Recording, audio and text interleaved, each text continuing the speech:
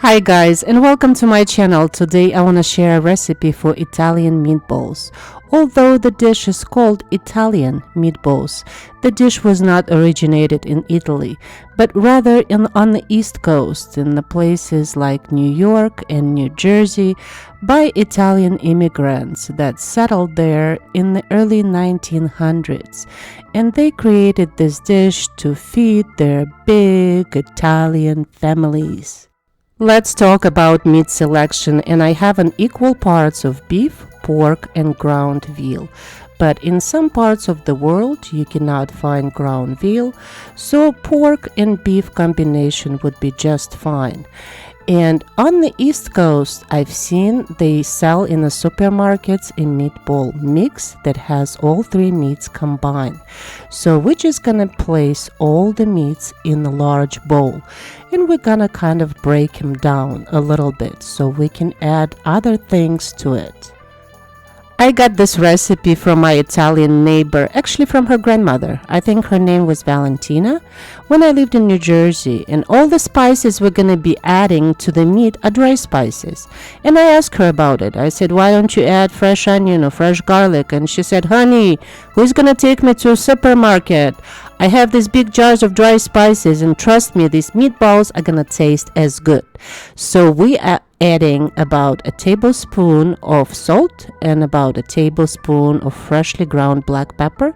We're also going to be adding half a teaspoon of pepper flakes, just a little dash of California basil. Now, to add this onion taste to meatballs, we're going to be adding dry onion, and it's a dry freeze onion, and just maybe a teaspoon of that or a tablespoon to your taste.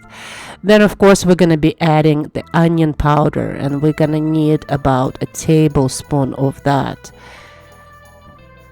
Then I'm going to be adding a garlic salt, and if you guys have a garlic powder, that could go in there too. I mean, just for extra garlicky taste.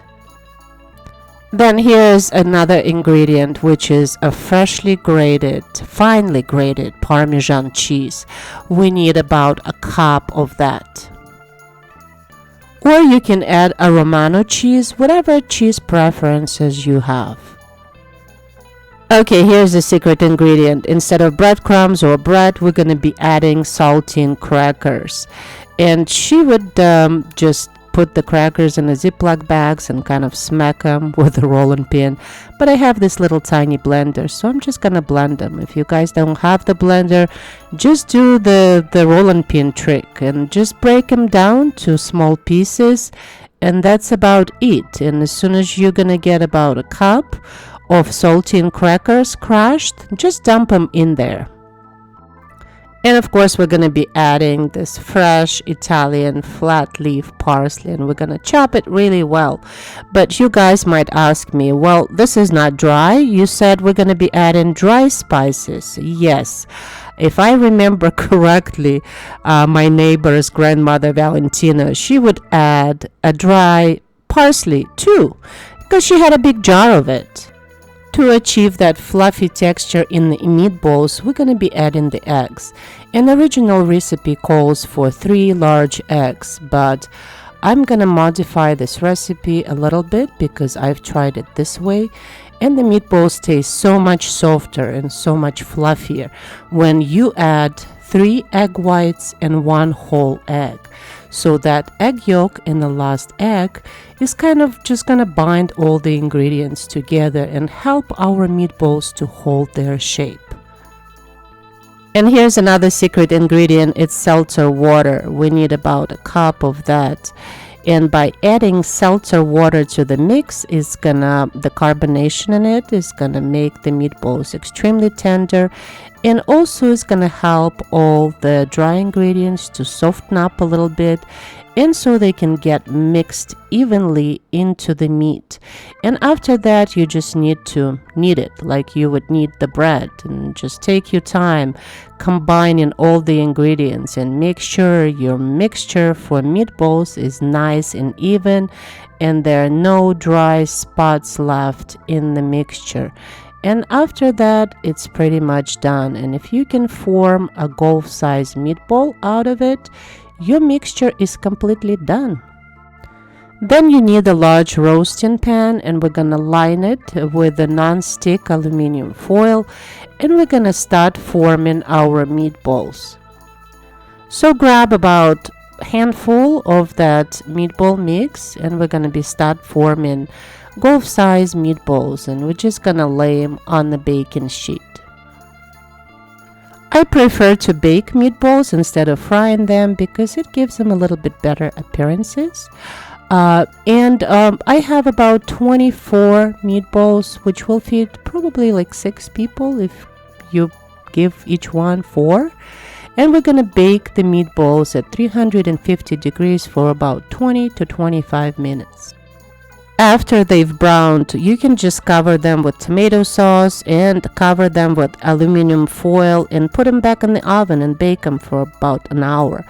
But I prefer to transfer the meatballs in the sauce in the cast iron dish and bake them this way. And why baking meatballs? Well, in Italian family, they have a lot of things that they need to make for dinner. So stove space is very valuable. So if you could use the oven to bake the meatballs, then you have your stove free for other things that you're going to be making for dinner. So just cover the meatballs with a tomato sauce, and it could be the one from the jar or the one from the big jar. And we're going to put them back in the oven, and we're going to bake them for about an hour at 350 degrees Fahrenheit. And after you take it out, look at this, guys. The meatballs are so tender and so delicious. You just have to try it. Big Italian dinner is usually a 5-course meal. So for first course, it's usually an antipasta and then a salad. And the third course is usually a pasta dish. And the fourth course is usually either a meat dish or a seafood dish.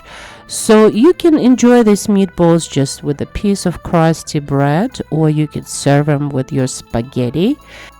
I'm gonna cut into one meatball and show you what exactly it looks like inside. And if you guys can see from the video, it is very tender. It is extremely flavorful from all the spices we added, dry spices of course.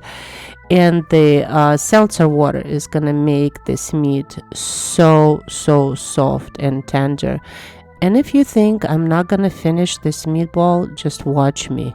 I'm gonna enjoy every single bite of it. I hope you like this video, and don't thank me.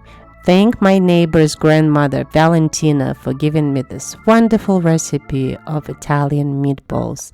And as always, thank you so much for watching. Please like and subscribe, and I will see you soon. Bye.